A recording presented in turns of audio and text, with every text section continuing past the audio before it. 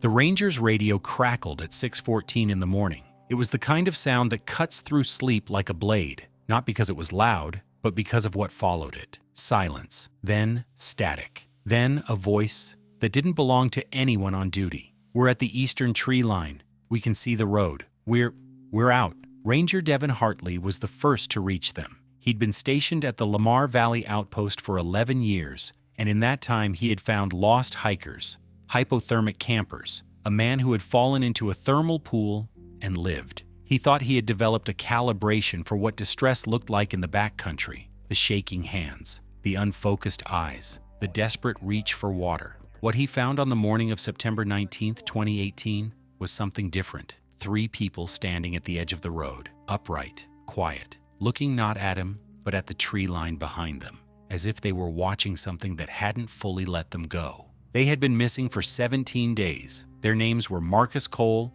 Renata Voss, and Joel Whitaker. They had entered Yellowstone's backcountry on September 2nd as part of a permitted wilderness expedition. They had filed a route plan. They had gear. They had experience. And then they had vanished. Not dramatically, not with a distress signal or a last transmission. They had simply not come back when they were supposed to. The search had officially been suspended 4 days earlier. Nobody in search and rescue suspends a search while there's still a reasonable chance. They had done the math. 17 days in late-season Yellowstone backcountry, with temperatures dropping below freezing at night starting on day 5, with no communication, no resupply, no contact. The probability calculus had pointed in one direction, and it had pointed there firmly enough that families had been notified. And then, at 6:14 a.m., the radio crackled. They were alive, but something was wrong. Marcus Cole was 34 years old and had been leading backcountry expeditions since he was 19. He had a way of moving through wilderness that people who hiked with him described consistently: not fast, not aggressive, but deliberate, economical, like every step had already been decided before he took it. He had grown up in Billings, Montana, spent 2 years in search and rescue before transitioning to guiding, and by 2018 he had logged more than 600 nights in the American backcountry. He knew Yellowstone specifically. He had done the southeastern wilderness corridor 4 times, always in late summer, always alone, or with people he trusted. Renata Voss was 29. She had met Marcus 3 years earlier at a wilderness first responder certification course in Jackson Hole. She was a landscape photographer, and in the years since meeting him, she had shifted her practice entirely toward remote documentation, places that required days of hiking to reach, places that most photographers never bothered with because the logistics were too complicated. She carried 2 camera bodies and a carefully edited selection of lenses, and her work had been published in several national outdoor publications. She was precise, organized, and possessed what colleagues described as an almost unnerving ability to remain calm in situations that unnerved everyone else. Joel Whitaker was 26. He was the youngest of the 3, and the least experienced, though experienced is a relative term. He had been backpacking since childhood, had completed a solo traverse of the Wind River Range the previous summer, and had been recommended to Marcus by a mutual guide friend who described him simply as someone you want in a bad situation. Joel was a graduate student in ecology at the University of Wyoming, studying thermal vent microorganism communities, which was part of why Yellowstone appealed to him beyond the hiking. He had scientific equipment with him, sampling containers, a small field spectrometer, notebooks. He was there for the landscape and for the data simultaneously. They had planned for 12 days. The route they filed with the National Park Service Backcountry Office on September 2nd was ambitious but rational. A 74-mile loop through the Thorofare region, the most remote area of the contiguous United States, skirting the Two-Ocean Plateau, crossing the Yellowstone River at 2 designated fords, and looping back through the Mirror Plateau. It was a route that experienced wilderness travelers did, and it was a route that demanded respect. The thoroughfare sits more than 30 miles from the nearest road in any direction. There are no trails for long stretches. There is no cell service. There is grizzly bear habitat throughout. It is, by measurable definition,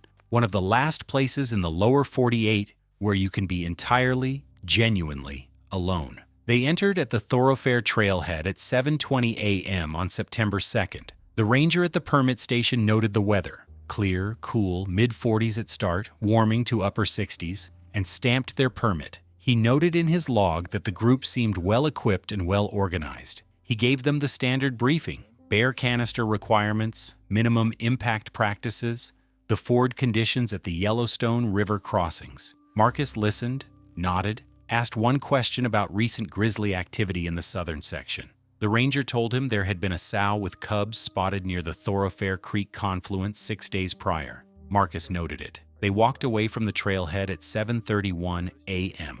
The ranger watched them until they rounded the first curve of the trail and the trees took them. That was the last confirmed sighting of any of them for 17 days. In the days that followed their entry into the backcountry, Yellowstone settled into its early September rhythm. The summer tourists had largely departed. The geysers erupted on their indifferent schedules. The thermal basins steamed in the cooling air. The bison moved in their ancient geometries across the Hayden Valley. The park had the quality it only acquires in the shoulder seasons: a settled, ancient patience, as if it were recalibrating itself for the long darkness of winter. On day 4 of the expedition, September 5th, a weather system moved in from the northwest that the National Weather Service had predicted but underestimated. What was forecast as a brief cold snap with possible overnight frost became a sustained cold event. 3 days of temperatures that dropped into the low 20s at night, with wind chills pushing below 10 degrees Fahrenheit. Snow fell at higher elevations. The Two-Ocean Plateau, which sits at roughly 8,000 feet, received 4 inches over 2 days. The trail surfaces became treacherous. The river fords, already running colder than usual for early September, took on a different character entirely. None of this was, in itself, catastrophic for experienced wilderness travelers. Marcus, Renata, and Joel had gear rated for these conditions. They had a 4-season tent, sleeping bags rated to -10, layering systems appropriate to the environment. The cold would slow them. It would demand more calories, more careful decision-making, more conservative camping choices, but it would not, under normal circumstances, endanger them. When they did not emerge on September 14th, day 12, their planned return date, the Park Service's standard protocol engaged automatically. The Backcountry office noted the overdue permit. A ranger was dispatched to the trailhead to check for the vehicle, a silver 2017 Toyota Tacoma registered to Marcus Cole, and it was there, meaning they had not driven out by an alternate route. Radio communication attempts on the standard emergency frequencies produced nothing. The formal search and rescue operation was initiated at 6 p.m. on September 14th. The search coordinator was a woman named Karen Albright, who had been the lead SAR coordinator for Yellowstone's Southern District for 7 years. She assembled her initial assessment with the efficiency of long practice: 3 subjects, known route, ski, last Jeep's coordinates from a pre-trip check-in. Marcus had shared his starting waypoints with a contact who relayed them to the park. Weather event on days 4 through 6.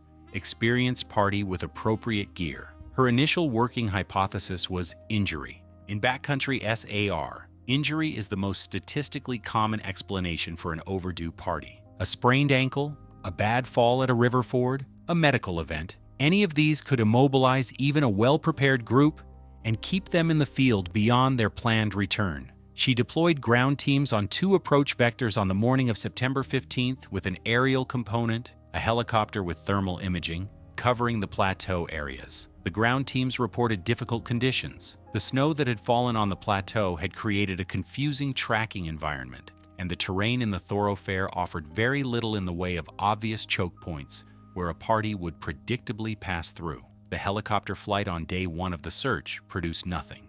Days 2 and 3 brought more ground teams. The Park Service coordinated with Teton County SAR, which had additional personnel and equipment. Foot teams pushed deeper into the Thorofare, following the planned route. They found a campsite on day 2 that appeared to match the group's timeline, a fire ring with char that forensic examination put at 7 to 9 days old, consistent with the timeline, with boot prints in the dried mud nearby that matched the size profiles in the filed trip information. They were en route. They had been here. They had left, and there was no sign of where they had gone after. Day 5 of the search, September 19th, saw the weather deteriorate again. Wind speeds on the plateau exceeded 40 miles per hour. 2 ground team members required evacuation after one suffered a twisted knee and the other mild hypothermia. The helicopter was grounded. Karen Albright sat in the command tent at the Buffalo Lake staging area and ran the probability calculations again. 17 days in those conditions. No signal,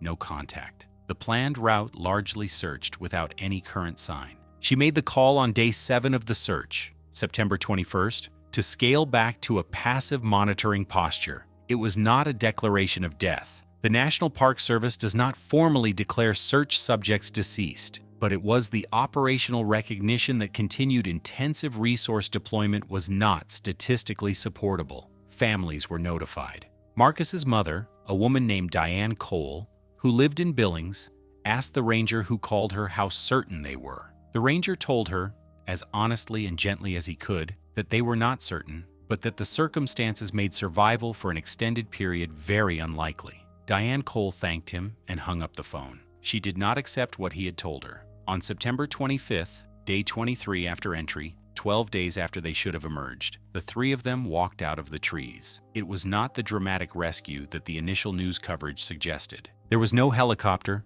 no dramatic moment of discovery in the field. Marcus had a working emergency radio, a Garmin InReach, that he had been unable to use for reasons that would only become partially clear later, and he activated it at approximately 5:50 a.m.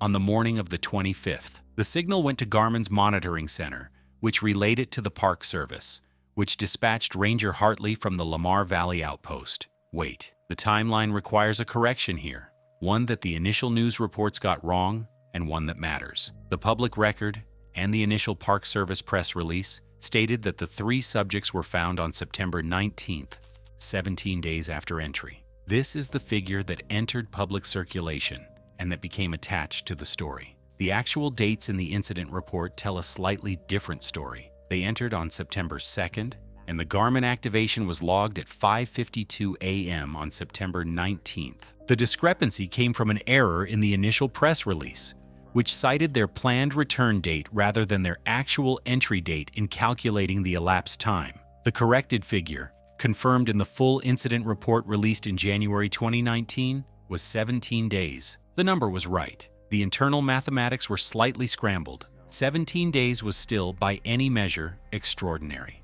Ranger Hartley found them on the shoulder of the northeast entrance road, approximately 2 miles east of the Lamar Valley turnoff. This was not close to the Thorofare. This was not close to their planned route. The Thorofare is in the southeastern corner of the park. The northeast entrance road is in the northeastern corner. Getting from one to the other would require crossing the Mirror Plateau or skirting it along the park's northern boundary, a distance of roughly 40 to 50 miles of extremely difficult terrain, depending on the route taken. Hartley noted all of this in his incident report. He noted the distance. He noted the deviation from the planned route. He noted, and this is where his language becomes careful, precise, in a way that signals training overriding instinct, that the subjects were ambulatory, alert, and oriented to person and place, but demonstrated unusual affect and were reluctant to discuss route. He also noted their physical condition. Marcus Cole had lost what field assessment estimated at 25 to 30 pounds. He was gaunt in a way that Hartley described as consistent with extended caloric deficit. His hands had multiple healing lacerations. His feet, when the medical team examined them, showed evidence of extended immersion, the wrinkled, softened skin of days of wet conditions, but no serious frostbite. Renata Voss had lost less weight but showed more acute signs of psychological stress. Her hands were shaking, not the fine tremor of caffeine or cold, but a slower, deeper movement that the medical examiner noted as inconsistent with simple fatigue. She had a 3-inch laceration on her left forearm, partially healed, that had been dressed with improvised wound closure strips made from what appeared to be clothing fabric. She would not, in the initial hours, put down the camera bag she was carrying. When a paramedic gently reached for it, she pulled it back against her chest without speaking. Joel Whitaker presented the most concerning picture. He was walking. He was responding to basic questions. He knew his name and the date and where he was. But in the first 20 minutes after Hartley's arrival, he spoke only 4 sentences. He sat on the road shoulder after the initial contact and stared at a fixed point in the middle distance. When Hartley crouched beside him and asked if he was injured, Joel turned and looked at him with what Hartley described in his report as an expression I didn't have a word for at the time. Not fear, not relief, something more like disorientation about something other than geography. They were transported to West Yellowstone Medical Center. They were alive, they were treatable, they were physically, in the assessment of the emergency physician who saw them within 2 hours, going to recover fully. But something was wrong. In the days that followed, the 3 survivors gave accounts that were, and this is the word used repeatedly by the investigators, the doctors, and eventually the journalists who covered the story, inconsistent. Not inconsistent in the way of lies. People who study deception have a specific signature for fabricated stories. Too much detail in some places, too little in others, the narrative too clean, the chronology suspiciously coherent. What Marcus, Renata, and Joel produced when asked about their 17 days was not that. It was inconsistent in a stranger way, as if they were describing a shared experience from different angles that sometimes failed to overlap spatially or temporally in ways that should have been possible. They agreed on the first 5 days, their account of days 1 through 5, hiking in, making camp, the onset of the weather event on day 4, the decision to shelter in place through the worst of the cold, was internally consistent and consistent with the physical evidence the search teams had found. The campsite, the fire ring, the timeline. This matched. On day 6, their accounts began to diverge. Marcus's account placed the group at the north end of the Two Ocean Plateau on the morning of day 6, having made a navigational decision to adjust their route south to avoid a section of trail that had become impassable due to snow loading on a steep traverse. He described this decision clearly, remembered the conversation about it, and described the terrain they moved through.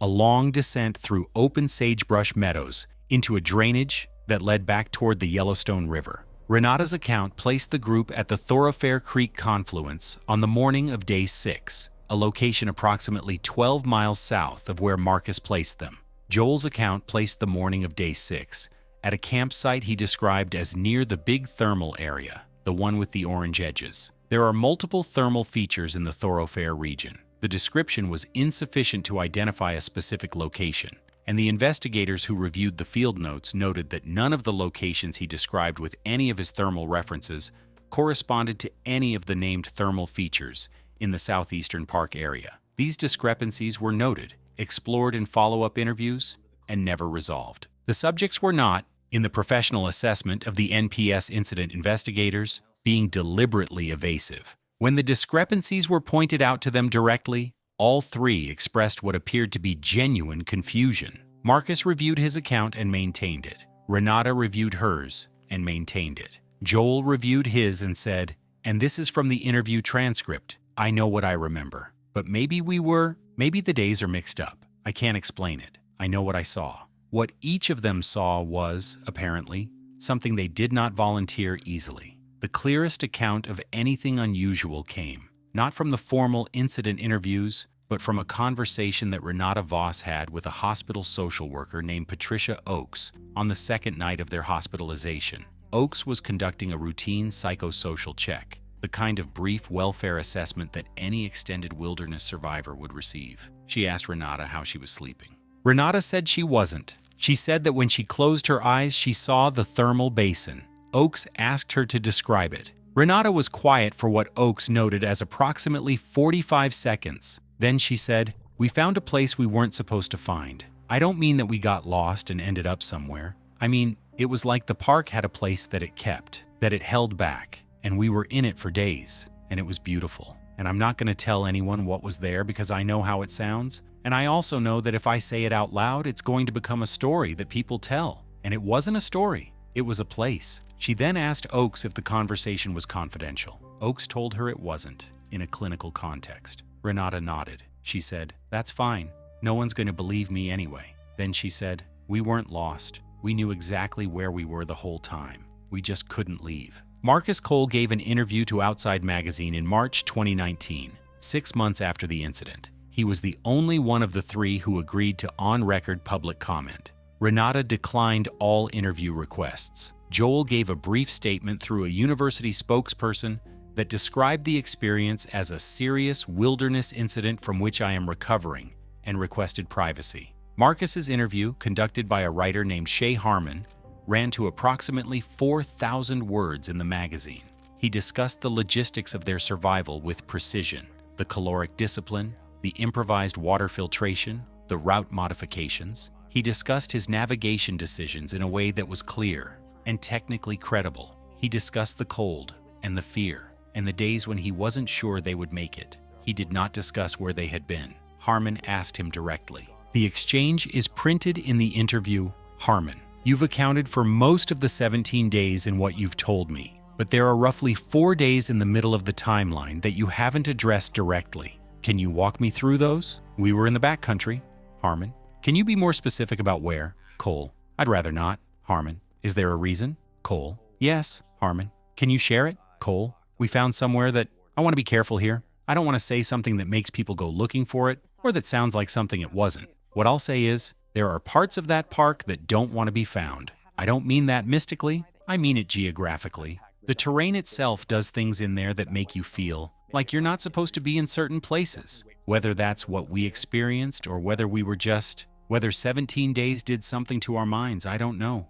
What I know is that we came out. And that when I think about going back, there's a part of me that doesn't want to. Not because it was terrible, the opposite, because it wasn't. Harmon published this exchange without editorial comment, which is itself a kind of editorial comment. The physical evidence recovered from their gear in the weeks following the incident added texture without adding resolution.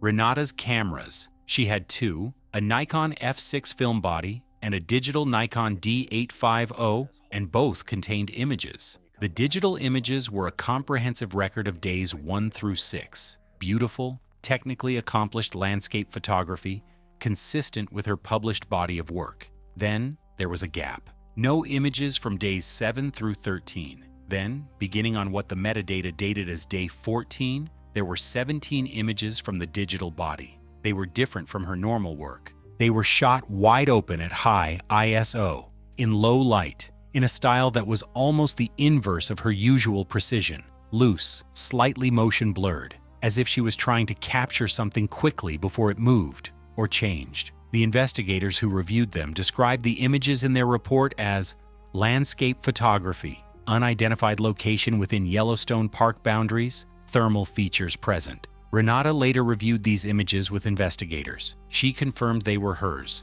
When asked where they were taken, she said, somewhere in the park. When asked why the gap in shooting, she said she hadn't felt like taking pictures for a while. When pressed on the unusual style of the day 14 onward images, she said, the light was different there. Joel Whitaker's ecological notebooks. He had 3. And they covered days 1 through 6 in the same meticulous detail you would expect from a doctoral student documenting a field research trip. Thermal feature Jeep's coordinates, though he had noted that his Jeep's unit had become unreliable after the weather event, and he wasn't certain of the accuracy of the coordinates he was recording. Microorganism sampling notes, temperature measurements, water, pH. On day 7, the entries stopped. There were blank pages. Then, beginning on a page dated, and he had continued to date his entries. September 13th, 11 days in, there were entries again, in different handwriting. Not dramatically different, the same hand, recognizably, but looser, larger, less organized. The entries were not scientific. They were more like notes towards something, impressions, rather than data. One entry, dated September 15th, read simply, "The color here does not have a name. I looked. I have been looking for 3 days. Marcus Cole's Jeep's unit." His primary navigation device was a Garmin Montana that he had been using for 9 years. When investigators reviewed the track log, the device records Jeep's position automatically at set intervals when active. They found the expected data for days 1 through 6, consistent with the filed route and with the camp location the search teams had found. Then the track log showed a period of non-recording. The device had been powered off, or the battery had failed, that lasted approximately 7 days. Then it resumed. The positions for days 14 through 17 were in the northeastern section of the park, which was consistent with where they were found. The gap, the missing 7 days, has never been explained. Marcus said the device lost its charge. He said he rationed the battery after day 6 because he knew he had a long way to go and wanted to save power for emergency navigation. This is a reasonable and common practice in extended backcountry travel. The device, when examined, showed a battery that had been recently replaced. The investigators noted this. The battery model in the device at time of examination was a standard lithium AA, but it was a fresh battery, not the original that Marcus would have started with. This meant he had replaced the battery at some point during the trip. If the device had been powered off to save battery, and then had its battery replaced, the question of when the replacement occurred and why was relevant to the question of when and why the track log resumed. Marcus had no record of carrying spare batteries in his gear manifest. His gear manifest, completed at exit processing, listed spare batteries for his headlamp, but not for his Jeep. Nobody pushed this point very hard in the official investigation. The inquiry was focused on search and rescue, not forensic investigation. They were alive, they were not suspected of any crime, and the battery discrepancy was a data point without obvious implications. It was noted, it was filed, it stayed there. Diane Cole, Marcus's mother, drove from Billings to West Yellowstone when she received the call that her son had been found. She arrived at the hospital 12 hours after the initial contact, in the late afternoon of September 19th. She has given 2 interviews about this, and both are consistent. She walked into his room, she looked at him, and she said, "You look different." He laughed. He said he'd lost weight. She shook her head. She said, "No, not that kind of different." She did not press the point then. She sat with him for 5 hours that evening, and they talked about the practical things, his health, his plans, when he could leave the hospital, whether the truck was okay, normal things, the texture of reunion. When she got up to leave and kissed him on the forehead, he grabbed her hand and held it for a moment. She said, "He looked at me, and his eyes were the same, my son's eyes, but behind them there was something that wasn't there before. Not trauma, not fear, something quieter than that. Something like a person who has seen something that changed the size of the world they think they live in." She is not a woman who talks like that typically. She said she's been trying to describe it for 6 years, and that's the closest she's gotten. 6 months later, Marcus Cole left his guiding business. He took a position with a geological survey company in Colorado, working primarily on mapping projects in remote terrain. He still goes into the backcountry. He has done 2 solo trips in Yellowstone since the incident, both permitted, both filed, both completed, on schedule. He does not discuss what he looks for on these trips. He has not done another trip in the Thorofare. Renata Voss stopped publishing landscape photography. In 2020, she had a solo exhibition in Denver that received strong critical attention. The work was abstract, close studies of rock and water and light that departed entirely from her previous documentary style. The gallery notes described the work as an investigation of thresholds. She lives in Taos, New Mexico. She does not do interviews about 2018. Joel Whitaker completed his PhD in 2021. His dissertation examined extremophile microorganism communities in Yellowstone's thermal features. It is, by the accounts of reviewers, excellent science, rigorous, carefully sourced, methodologically sound. There is one section in the literature review that references field observations from 2018. The footnote on these observations reads, "Field data collected during extended backcountry survey, Yellowstone National Park, September 2018. Specific locations not disclosed at researchers' request pending further verification. The data has not been further verified. No follow-up paper has been published. There is a quality to the Thorofare that is difficult to communicate to people who have not been there. It is not simply wilderness, there is wilderness everywhere in the American West. It is something more specific. It is a place where the geological record is so violent, so compressed and dramatic, that the landscape itself communicates a kind of temporal dislocation.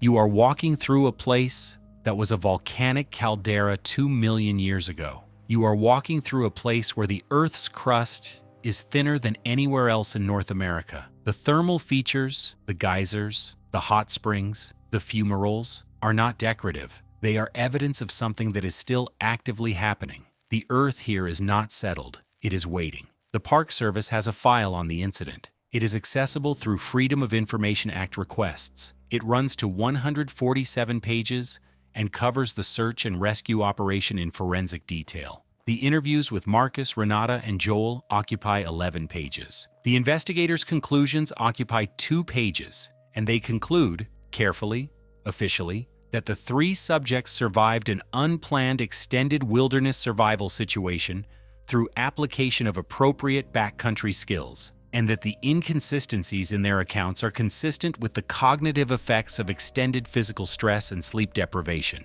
This is probably true. It is probably entirely true. But Renata Voss kept the images, all 17 of them, the ones from the days in the unknown location, the ones shot loose and fast in the strange low light. She printed them. She does not display them, but she has them. She told the social worker in the hospital that the place kept her. She told no one else anything. And Marcus Cole, in his Outside Magazine interview, said one more thing at the very end, after the recorder had ostensibly been turned off, a thing that Harmon included in the article because he felt he had to, with a note explaining that Cole knew it. Was on record. I know people will want this to be a mystery. I know they'll want there to be an answer, or a creature, or something supernatural. It wasn't. It was just a place. It was just the park. But the park is the size of Rhode Island and Delaware combined, and most of it no one has ever seen. And some of it, I think, no one has ever stood in. And in those parts, the park is something different than what you read about in the brochures. It's older, and it knows, and I don't mean this the way it sounds, it knows you're there. He paused. It's not malevolent. That's important. It's not a threat. It's just aware. And when something that old and that large is aware of you, you come out different. You come out the right size. For the first time in your life, maybe, you come out the right size. 3 people entered the Yellowstone backcountry on September 2nd, 2018. They were found 17 days later, alive, changed, and quiet about the right things. 3 people walked into Yellowstone and disappeared for 17 days. They came back alive, but with answers they chose not to share. What do you think really happened out there? Let me know your theory in the comments below. If you enjoy mysterious disappearances and real-life unsolved stories, don't forget to like this video, subscribe to the channel, and join us for the next investigation. Until next time, stay curious.